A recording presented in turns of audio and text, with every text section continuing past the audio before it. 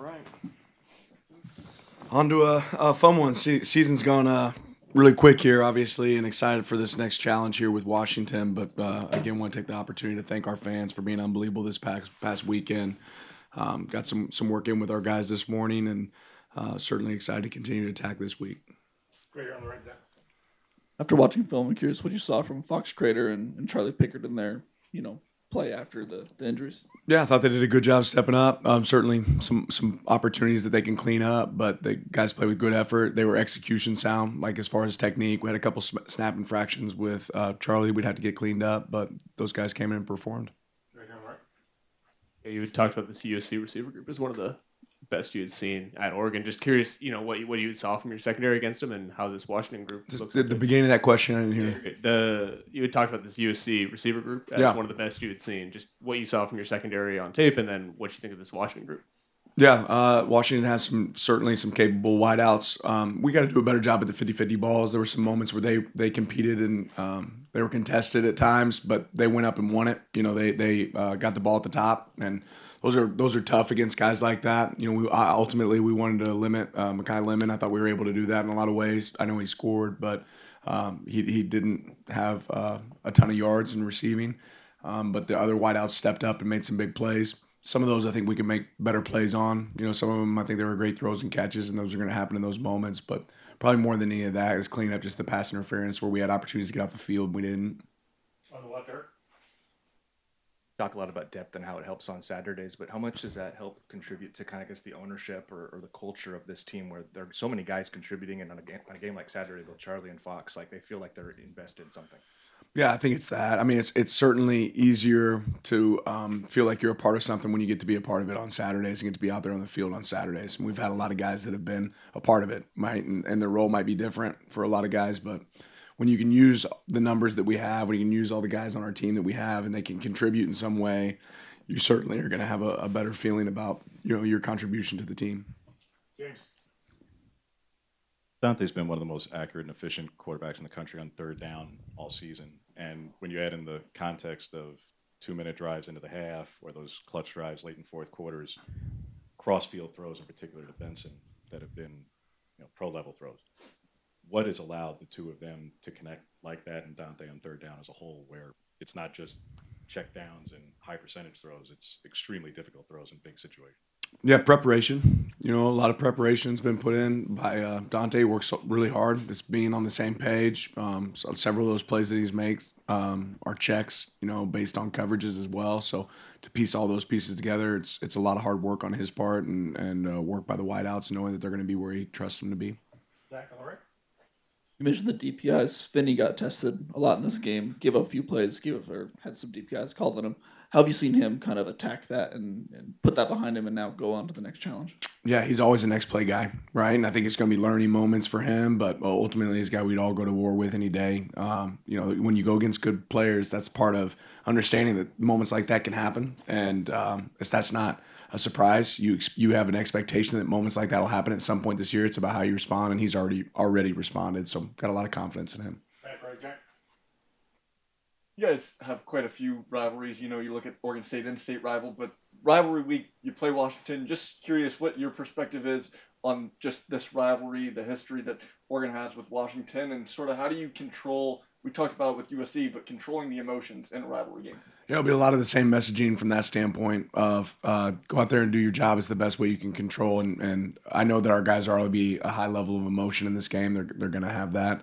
But it's definitely an important rivalry to us. This game means a lot. It's probably the number one question I get asked when I'm out on the road with donors and support groups and talking about our university is about this game.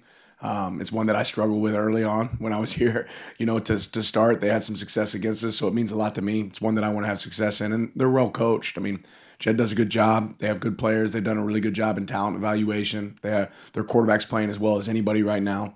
Got good wideouts, got good back. I know they've been a little banged up. It sounds like they're getting healthy, similar to us. We've been banged up. So ultimately, though, you see a complete team, and then two fan bases that don't like each other, which makes it fun.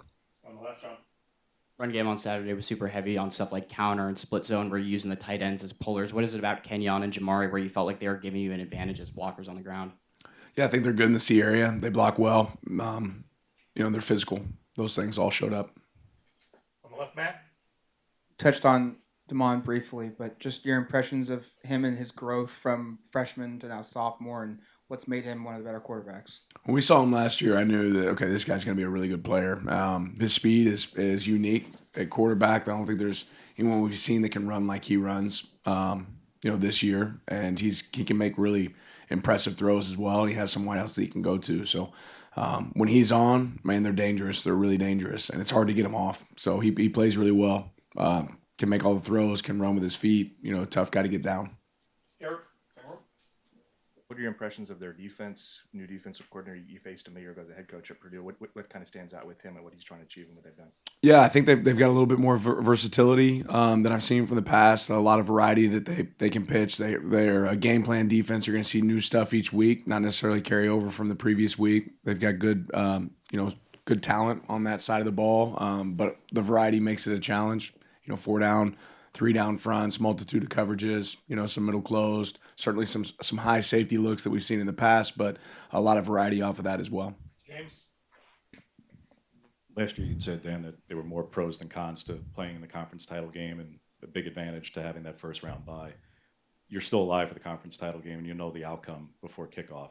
Do you feel the same way at this point as somebody who's still alive to play in the conference title game and given the circumstances of injuries and the like, where part of your fan base is trying to play GM and what may or may not be advantageous for you guys by way of playing another game versus first round game? That's got to be one of your longest questions for me just to say I'm only worried about this game. But it was a good question. But I'm just worried about this game. But that's got to be close. I don't know if we had a timer on it. That was one of those long ones. Zach.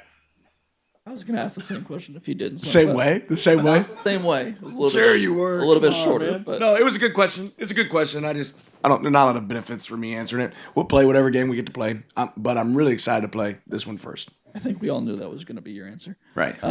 Your team in year 2 was markedly better than it was in year 1. Where have you seen Jed's team improve this year compared to where it was last year? Yeah, it takes a while for culture to set in. It takes a while to get your players there. I mean, guys playing inspired, and I can't speak to exactly what the huge growth moments are for them, but one that the quarterback development is really impressive. Schematic and the pieces they're carrying, the variety that they carry. I mean, it's a real challenge, and it takes some time to get all that in. And it seems like it's really in form now. Right, Jack. Coach, with Thanksgiving on Thursday, I want to ask, what are you thankful for? And if you could only have one Thanksgiving food item, what are you picking? Oh, man, so much to be thankful for. It has to start with family for me, for sure. Thankful for the opportunity to coach here at Oregon and coach the people that I do, work with who I do. There's a lot of benefits, a lot of things to be thankful for. And if it's Thanksgiving, I've got to go dark meat turkey, man. I don't know how you can pass that up. On the left, John. Seen Nasir White come in for those like third down speed rush packages at times this year, and on Saturday, spin move on the inside gets the hit on the QB and it forces the interception for Iffy. Just what have you seen from him in those like flashes that excites you, and especially in practice too, what he's able to do on some of the tackles? Yeah, he's hard to block, man. And it's the same things we saw when we started recruiting, that this guy's going to be able to make an impact on quarterbacks. I mean, he's got speed, he's got athleticism, really natural pass rush ability, and that's shown up for us. So really glad we got him out there. James. Eastu was the only player, technically a senior, to not walk on Saturday. Has a decision been made there about returning, redshirting, medical hardship, or the like? No, I don't think so. On the left, Matt.